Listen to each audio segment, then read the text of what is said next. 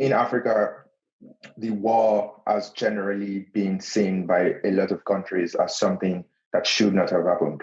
If you look at the voting pattern at the UN, even though there were about 17 African countries that abstained, the majority of African countries still voted to signal their displeasure that Russia invaded Ukraine. I think a lot of African diplomats and policymakers are in agreement that this war should not have happened.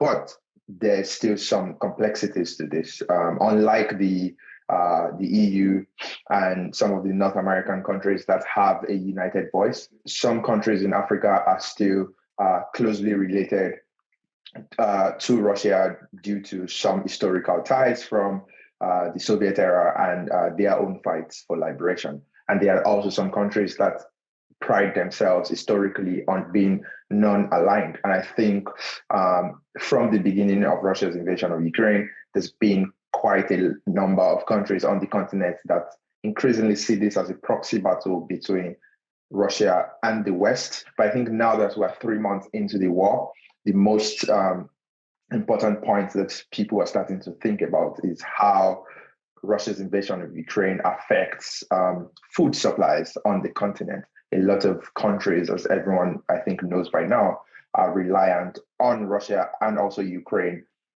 for wheat supplies. A lot of countries are reliant on Russia and Belarus for fertilizer supplies.